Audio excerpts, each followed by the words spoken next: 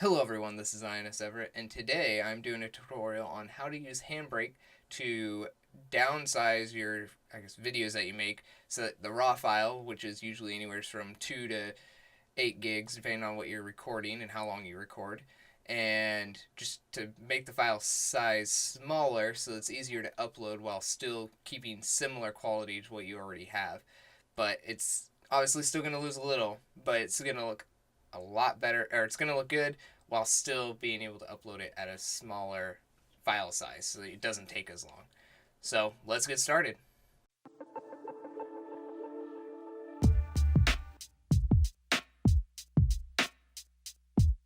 Okay, so first things first, you're going to need to download Handbrake, and it's simple. I'll link it in the description. It's like anything else you download, install, put it wherever you put your files, wherever you put them, and then it'll bring up a program that looks similar to this. Not too much different from anything.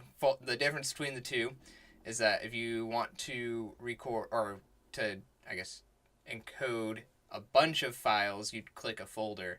If you just want to do a single file, you'd click File, and you'd open up the file. Now, I've already rendered out two, so I'm not going to be rendering out anything, but I'm just going to do it to show you file sizes and what it does. So I'm going to open this, and it opens up in the program, and then you can browse where you want to save it, and you can save it wherever, and you can save it as render test 2, and then you click save, and then you're good to go there. It's already going to save to wherever you want it, whatever file name you want to name it. Then it's going to probably start you out right here. And first things first, I don't mess with any of this, but I come over to here, and you'll want to select the quality that you're going to be doing this in. Now, if you're recording in 720p or you have a recording in 720p, I suggest doing a fast 720p 30 FPS. Now, this is if you don't want to have to change any of the settings. You can click fast or 1080p 30 fast. Now, if you're into the higher quality, you can up it to HQ surround, but there's not too much of a difference. And the custom profile I do is similar quality, maybe slightly lower, but you don't have to worry about the surround part, which is kind of like the surround sound. So what I'm going to show you is how to use fast 1080p 30 FPS. It applies for 720 as well, just slightly different because you'll be using 720 instead of 1080. So first things first right here, nothing. Don't mess with it. Filters, I don't mess with it. If you want to, there's several different options. I don't see the point in messing with it if you're uploading to YouTube or Twitch or whatever. So then you come to your video section. Now, in fast 1080p 30 FPS, it has a bunch of stuff. It's fast. It's not too big of a deal. You don't have to change much.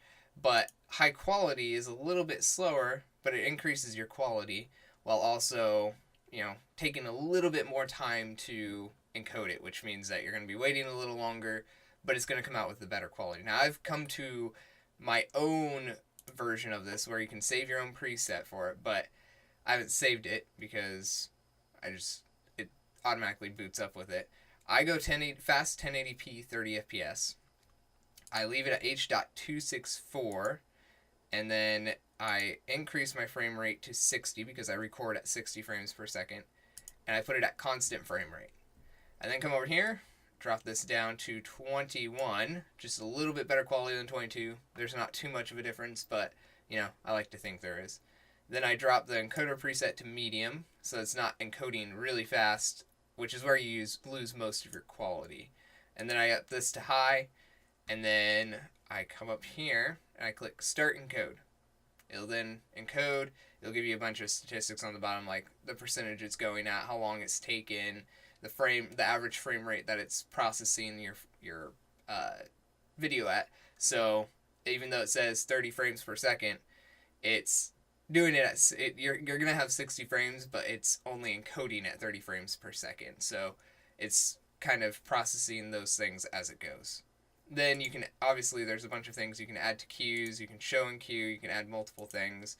So say you have 4 YouTube videos you've just edited and you just want to get them all done encoding all at once. You can just come over here, add, and then show all of them. Make sure they're all there, and then you can start your encoding. Now, what I like about this is that there's a cool free feature for when you're done. So, say you go to bed and you just it's done doing anything, you just want it to shut down. You then click shut down when it's done, and it will shut down. Now, I have it to do nothing because I'm usually gonna sit here and be on YouTube or watching Netflix, whatever, while it's doing all this. So you can also have it do several other things to your computer. You can have it even quit when it's done, so you don't have to worry about it. So that's kind of the basics of that. Now, if you have the alternate audio for it, that you can add in separate. You can also add in subtitles. YouTube has this built into it, so you don't have to add subtitles. So if you do want to do subtitles, say you're uploading to Twitch and you want to put in subtitles, you could do it through here. Chapters you probably won't use too much unless you're looking at like hour-long videos where you want to have chapters, but you use that more for personal use because YouTube, you just can upload the times at the bottom and it automatically links you to those, which wonderful feature for YouTube. But besides that, I mean, pretty simple. I mean, there's a preview so you can see what it looks like say you want to see 30 seconds of it. I mean, this is just a brief picture scaled. So I can come into here and it'll just show me a bunch of things. I mean, this looks beautiful in my opinion. I mean, it records like crazy. So this is just a 30-second clip. Okay, so it's rendered out this 30-second clip now. So I guess it looks decent. I'm not complaining. I mean, I think it's a little bit blurrier, just slightly, but not too bad. But that's only because when you see the original RAW file, it looks 10 times better. Like, even after I upload this video, if I were to show you it side by side, it would look very similar. You could hardly tell the difference. But, I mean, I'm not even, like, complaining. Like, that's a really nice clip for how small it is. Now, it should use your default player. Or you want to check default player. I check it for VLC. VLC is a great raw file video, I guess, thing that you can use. I use it all the time. But once it's all done rendering out, I don't want to do that. Hold on, let me get to my Battlefield one. So, this is my recording. So, this is the one that I did. Or, this one's the one that I recorded, so it's 2.07 gigs. You can see it down here. Let me go to view and show you the details. So, oh, that doesn't work. It doesn't, I hate showing it in that. Never mind. I'm just going to do it as a large icons. So, if you look at it, it's 2.07 gigs of, I guess, video. And it's a 9-minute, 45-second video. I then did a preview, which dropped down to 77.1, but that's a 30-second preview, so we don't need that anymore. We can delete that. But the full video, when I rendered it out, this is a high-end, this is a high-quality 1080p, 60 FPS. It is 1.4 gigabytes. This is the minimum this is the high-quality 1080p, 30 FPS. So, surround with everything, and it's 1.4 gigs. That's a drop of a little over 0.5 gigs. Or a little under, I guess. Yeah, or no, a little over 0.5 gigs. So then you come over to the render test 2. This is the one where I personally set it up. It's 1.22 gigs. 1.22 gigs. Now, this will vary between, obviously, your length of video, your settings for your encoding, so that you can make it smaller. But I not only trimmed off like 0.5 here, I trimmed off another 0.2 here so that I could have a smaller file format. Now this is just a 10-minute video, or almost a 10-minute video, and I mean, it's just crazy how small it is now. But this is a raw file, and this looks amazing, but this just looks just as good. I mean, I'll even put them up side by side just to be safe.